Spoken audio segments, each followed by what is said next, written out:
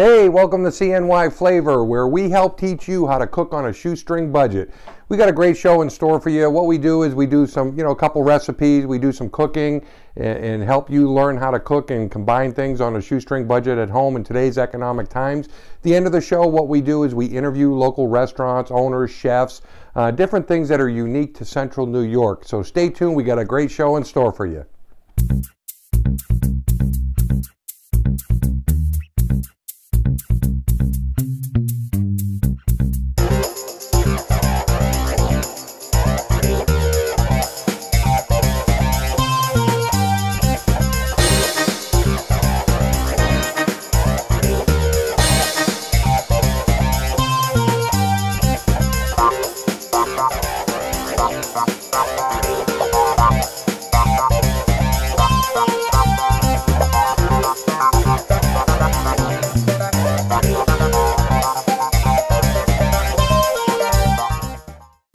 Hey, thanks for tuning in to CNY Flavor.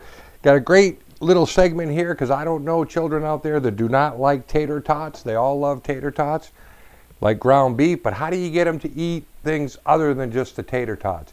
Got a good little recipe here for you. It's a hot dish, Tatertot hot dish. It's got vegetables, so this is the way you can sneak the vegetables in with them with some cream of mushroom soup, the ground beef, onion, tater tots, how we bake it off, and I'm going to show you how to do it right here, right now.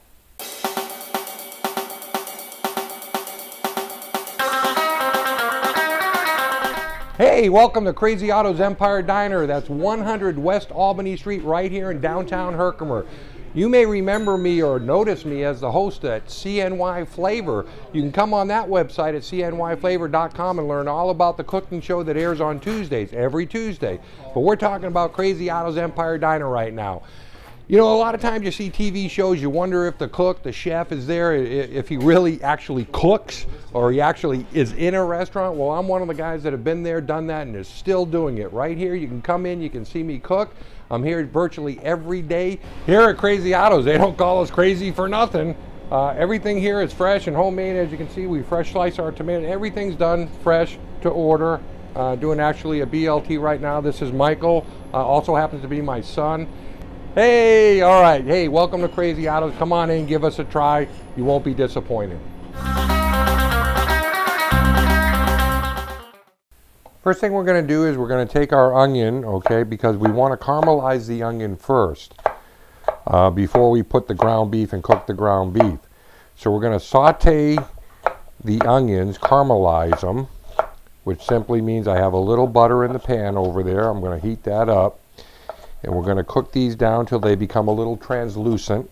That means with a little bit of clarity so you can see they're not this milky white. And we're going to take that and then add the ground beef and cook that down.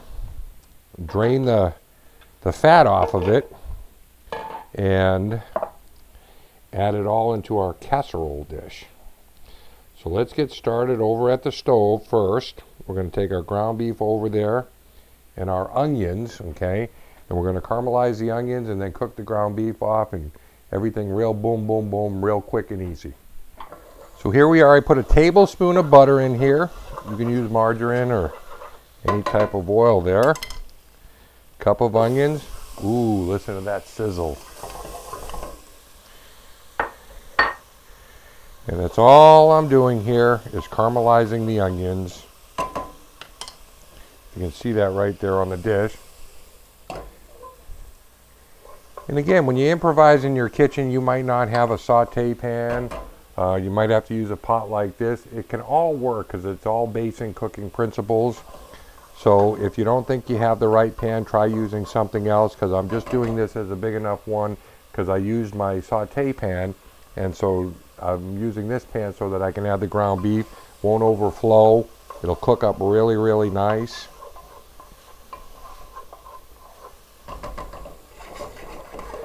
And you're just going to let this saute up for about 4 minutes until it starts getting translucent.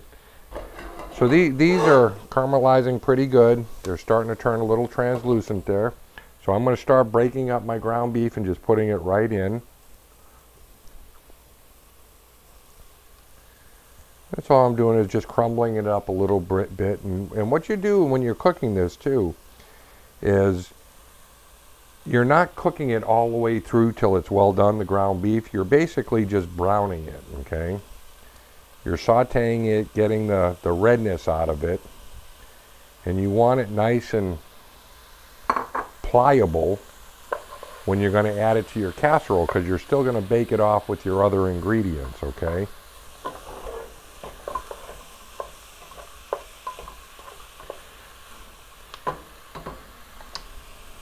Right there.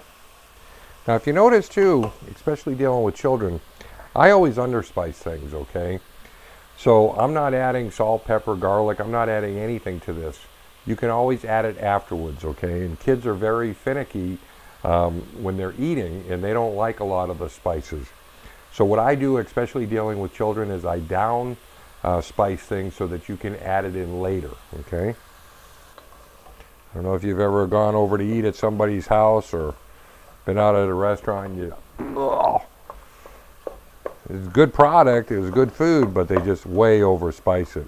You get a lot of that at a lot of the fancy restaurants in some of the swank inner cities, Manhattan, Los Angeles, San Francisco, and sometimes these chefs just go way overboard, and they think through their food combining they can get this great taste, and it works for some people, but not the masses. That's why I was always taught in culinary school many years ago to always underspice, because you can always add to, but you can't always take away. Remember that. All right, so here it is. As you can see, it's a little pink, okay? It's browning up really good. And sometimes if you get, let me tell you this too, because depending upon what you get as far as ground beef, and let's say you get a 70-30 blend, you can still use that for your ground beef. There'll be a lot more fat, and so you should drain it, okay? Once you actually cook the ground beef and the onions, you should drain any excess juice. This particular mix, there's not much fat or juice in it, so I'm actually not going to drain it because it's cooking up very, very nice. And that'll just add to the flavor once I add my milk and my cream of mushroom soup. There we go, and that's it. So all I did was brown it. I'm going to shut this off now, and I wanted to show you this there. See, that's all it is browned. It's not cooked all the way. It's just browned up. So let's go over and get it put in the casserole dish, and I'll mix up the other ingredients. Perfect Game Imaging strives to deliver sport action photography that renders images that without us, our clients and customers would normally not even see. I can't tell you how many viewers of our images have asked, "How did you get that shot?" Or, "I didn't even see that happen during the game." It is our mission to have our action shots hanging on the walls of the athletes' families' homes and offices as centerpieces to be cherished for a lifetime. Okay, so here we are. We got the caramelized onions and the ground beef right here, and so we're just going to scoop it right into the pan, okay? As you notice, there's not much juice to it, so that's why I didn't have to drain it. And just scoop it all out, and then take your spoon and you're just going to layer it out. It should be a 9x13 dish, okay? I don't have a 9x13, but I have a 10x14. And so again, you use what you got. Make it look good, okay? And then I'm going to take my vegetables. Now these here are just frozen vegetables. They're a mixed vegetable. And I'm just going to sprinkle them all over the top. Green beans, carrots, corn. Use about 2 cups of that. And you're just letting that sit all nice. And then you're going to take in just, you know, a little medium bowl. You're going to put your 1 can of your cream of mushroom soup. Now, a lot of people, if you're doing cream of mushroom soup, you'll add like 1 can, 1-to-1 for your ratios. On this one here, you're only doing a 1/2 a cup. So it's basically 1 can to 1 cup, 1/2 a cup. And I always put it right in because I want all that I can get out of the can. Okay, So I get everything out of the can. Use a fork, you're just going to mix it up. Cold, we're not cooking it, because remember, we're going to bake it. So sort of like you do a scrambled egg. If you're going to make some French toast and you're scrambling your eggs in a bowl, same thing. And then you're just going to take it and you're going to drizzle it right over, okay?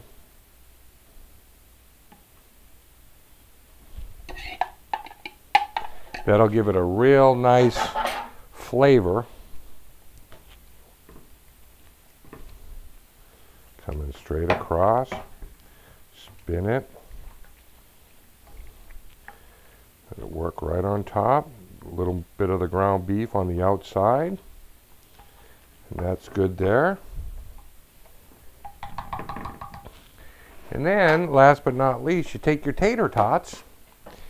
And as you can see, a lot of them in tater tots have notoriously get freezer burn. Sometimes what I'll do real quick, just a little trick, is just a little water, cold water. Sprinkle it right over the top. That'll take the freezer burn right out. Because sometimes when tater tots, French fries, stuff like that go in the freezer, okay, and there's a little rip in the bag, or you open it because you don't eat, you know, a 2-pound bag in the same sitting, they collect the ice crystals all over it. Little water won't hurt it at all. Still frozen. And you're going to take it and just throw it around. Sprinkle them all over the top.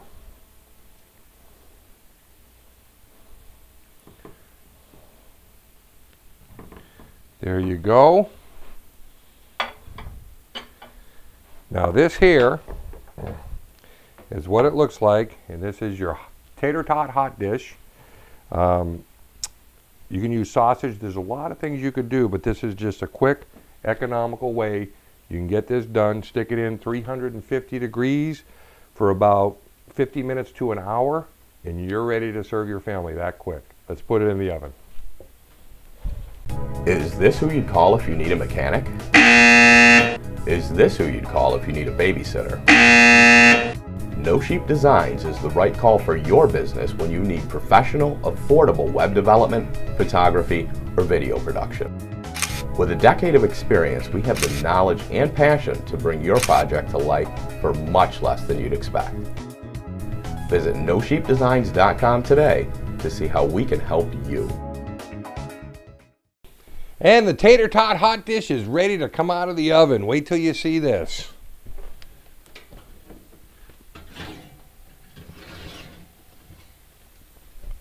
Oh, look at that. It smells wonderful.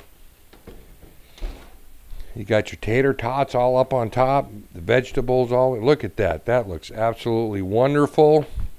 Quick, easy, your kids are going to love you. Let's take some of this out. Try not to spill it like I just did. Ooh, it's sizzling. Look at that. Pick this one up. Oop. Get your ground beef. I really wish in TV, maybe in the future, this is going to happen, where you'll actually be able to smell it. They'll have some like special feature on the TV that'll waft the smells right out to you. And so you can stand there and watch it being cooked, and then you'll just have to cook the dish because it smells so good. This smells absolutely wonderful.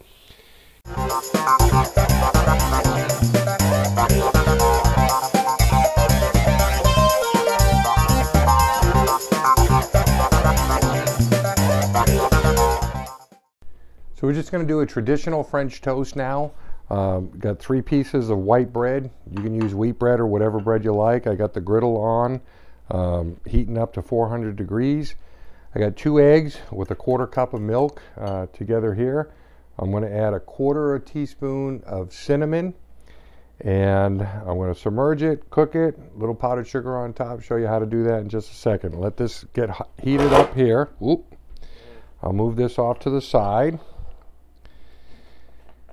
And you're going to take just a about a half a teaspoon of cinnamon. Gives it a nice taste mixed in with the eggs and the milk. See, and then afterwards I'll cut the bread before I plate it. I'll show you how to do that. Diagonal. Cinnamon, it smells wonderful. So that's all you do is mix that up. You can see the butter melting here. That's great. Put that over here. That's ready to submerge. I'll move this back now. Ooh, did you hear that scrape? Good thing this is granite.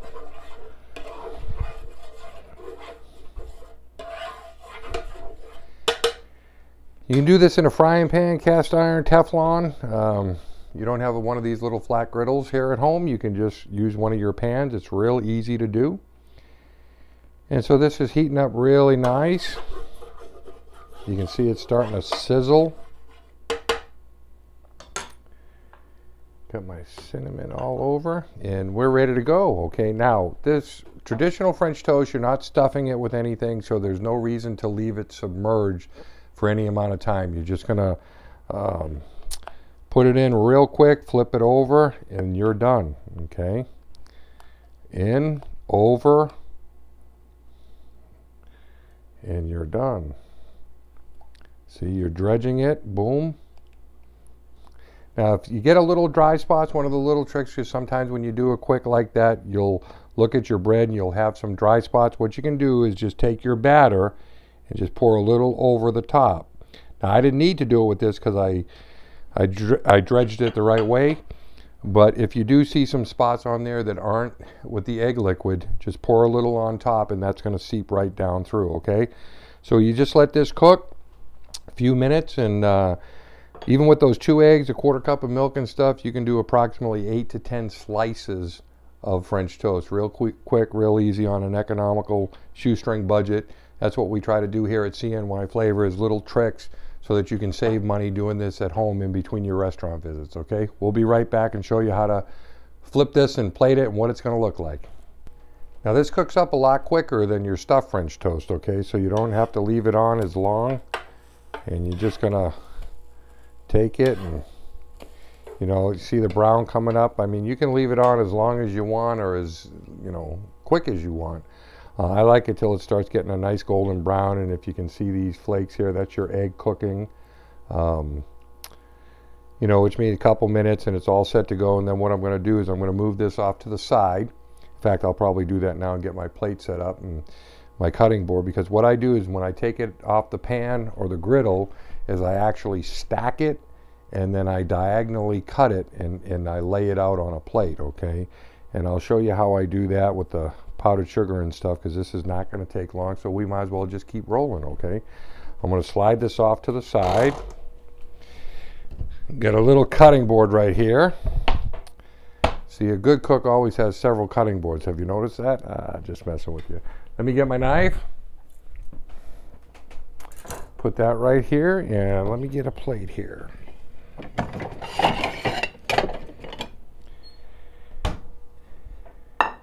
And that's one thing that you should do too. See, can you see this? I'm going to move this back. Do you see how this is fluffing up here? If you can see this, how it's all like starting to puff up, that means that it's cooking all the way through and it's got a nice texture to it, okay?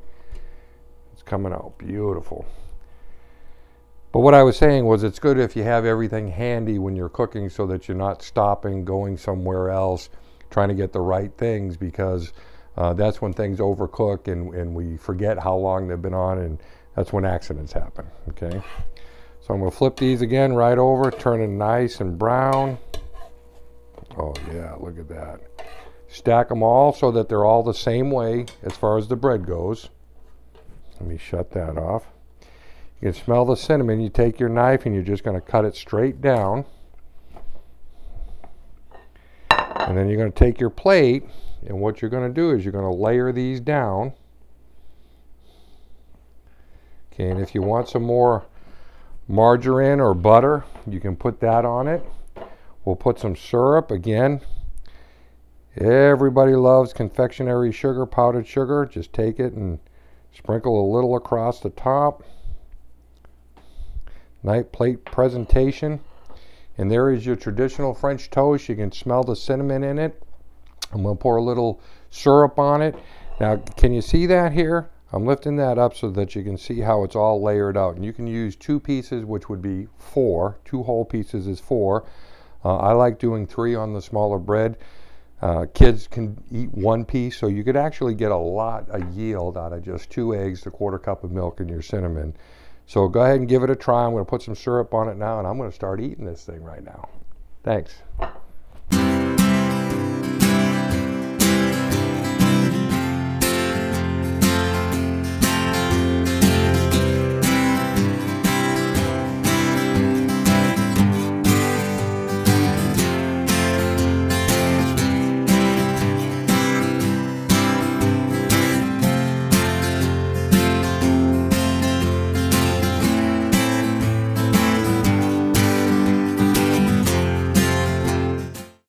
Hey, Scott Trainer here, host of CNY Flavor, and we have a great segment in store for you. We have a little gem here. You know, people think it's off the beaten trails, but it's Savicki's Farm Market, right on Route 12, about 4 miles north of the Utica National, right on Route 12. And I think the reason why you haven't stopped here is you're driving by too fast, heading to Waterville, okay? But it's a little diamond in the rough, and if you like local, CNY Flavor, what we try to do is focus on local, okay? The mom and pop organization, not the big, you know, chains and stuff. And this is a mom and pop family run operation with fresh produce and fresh locally grown, I mean well, it's not grown, but locally produced ice cream, milk, cheeses, all that. And I'm with Eric Savicki here, who has been running this now for several years, and he's got a little history to tell me. Eric, how are you doing today? I'm doing fine, thanks. Now, when people see a farm market, they think that, you know, you just grow it, you throw it on the stand, but you actually have a history of over, what, 70, 80 years being in this? Yeah, the farm's been in the family since the late 30s. We were strictly a dairy farm up until the mid-80s, and then they decided to go into a farm stand to grow some vegetables for the community, and it's been a success ever since. It's a lot of work, but we love doing it. And now, when you say it's a success, naturally it's fresh, it's locally grown. You started with a little stand out front on Route 12. Yes. We started with just a self-serve stand. My uncle, my great uncle, which is my partner here, when he was in school, when he was a young boy in school, he started growing sweet corn and just selling it out in the store. And I think at the time he was saying they were selling it for 3-4 dozen, or 3-4 dozen for $1 when he started. But that's how he made some extra money, because it was hard to make money in the dairy farming. So he started doing that, and so he's been growing corn over 60 years. And then it just turned into, let's make a store. People wanted it. Kind of the demand was there, so we decided to grow other things. And when you say it's grown, I mean, this is a beautiful facility here that you have. You have refrigerated products. You have naturally the stuff, everything from your citrus, your fresh cucumbers, your cherries. I was looking at right before we were getting ready to do this interview, a woman walked in and she had a bowl or a basket of strawberries. Yes, right now strawberry season. It's kind of winding down. Usually it goes to 4th of July, but this year it's a little earlier because of the weather. But we do allow people to go out in the fields and you pick strawberries. They can pick their own. You can bring your own container. We have containers here, and we charge by the pound. It's probably half the price or even cheaper than buying them in the store. But if you don't want to pick them, we also have them available in the store, or you can go out in the fields and actually pick the berries. See, now that's customer service, because that's what impressed me. I saw the farm fresh ones here that you picked. Yes. But then you allow, if I brought my children, my grandchildren, we could go out and make a day of it and an actual adventure and pick our own. We do that. And then in the fall we do pumpkins. You can go out and pick your own pumpkins. And we do hay rides for schools, and we do other group events. So whether you're watching this, you got a local Boy Scout troop or a Girl Scout troop or a school function, you could actually bring them here and you would accommodate them. Oh yeah. We have a pavilion out back, very nice scenery with our ponds, and people can bring lunches, and it's a nice little setup for tours. I've actually done birthday parties in the fall too. If you have a birthday in the fall, a lot of people like to come up and we bring them on a hayride and they get to pick a pumpkin, and just a different type of idea. Okay, now before we go any further, okay, you know, today's social media, okay, everybody's got these Twitter and Facebook. You're on Facebook? Yes, we are. We have a Facebook site, Savicki Farm Market. We are working on a website right now. I don't have one right now, but we do have a Facebook account. What's your phone number here? It's 315-737-7949. Okay, and your hours? We're open 9 to 6, and then on Sundays 10 to 5. Real quick though, you've got jams and stuff too. Yes. You Yeah, have we sell. We get the private label. They're not. We don't make them on premises. We have a place that makes the jams for us and does different, different things. Some vegetable like dill beans and this and that, and some different kinds of jams. That's a big seller. We also carry local maple syrup from the Tatertot Farm in New Hartford. Okay. That do the syrup here. And anything we can get as local as we get. Obviously, we can't grow bananas around here, but we do carry them because people, kind of a one-stop shop, they want to buy them. But anything, if, when plums are in season in this area, we have the plums in this area.